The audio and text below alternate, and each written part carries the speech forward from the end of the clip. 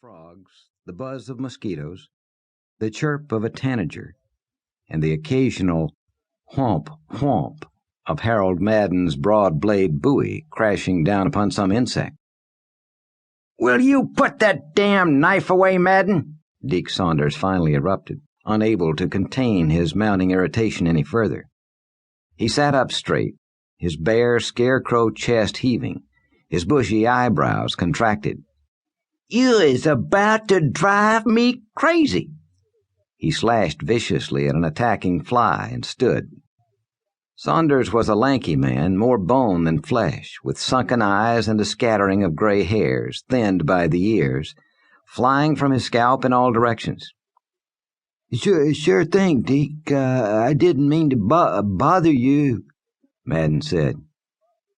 Saunders shifted his view up the two-rut lane, buttoning his shirt and lifting an arm through his suspenders.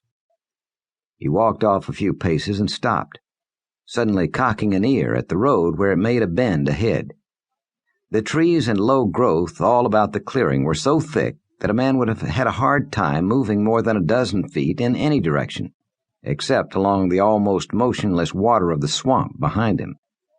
Its water was a light green, covered over entirely with duckweed and lily pads. Once in a while, a frog would leap and make a hole and a ripple in the floating mass, and then, slowly, the green would flow back to repair the damage. Saunders listened a moment longer, his head cocked, and then he glanced over at the younger man. "You hear anything, Harold?" Madden strained against the soft background noise of the swamp and shook his head.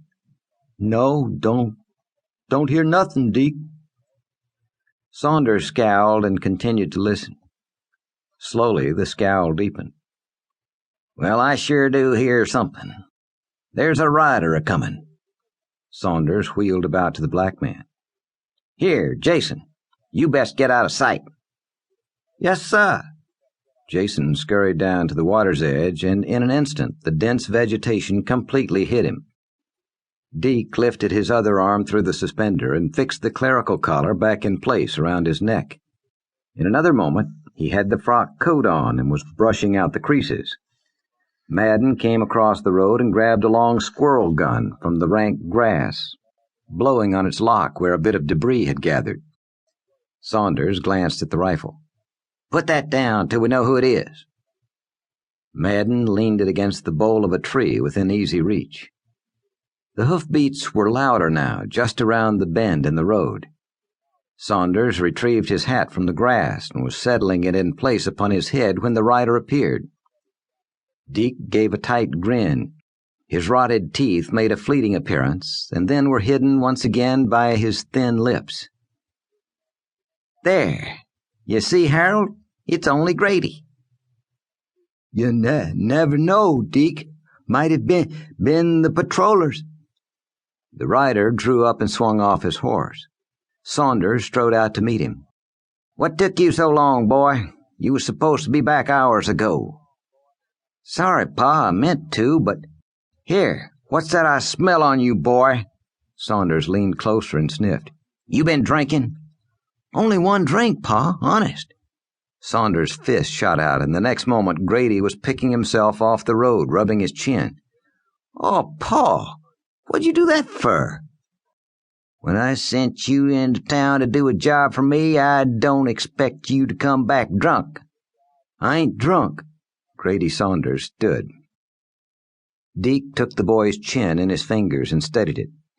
"And I'll wager you was carousing with them women as well. You ain't hurt none." He released Grady's chin. "I should have hit you harder. Now tell me what you found out." Near the water's edge, Jason emerged from cover. Grady watched the black man go back to his place in the shade, then shifted his eyes to his father. "Car ain't in St. Louis, Pa. I asked around for him on the wharf. He was supposed to be here 2 days ago." Grady shrugged his narrow shoulders. At 25, he was already a younger image of his father, slender as a rail, gaunt of cheek and chest, although not quite as tall and still carrying a bit more hair on top. "The wharf master says the Lula Belle ain't even come into her berth yet."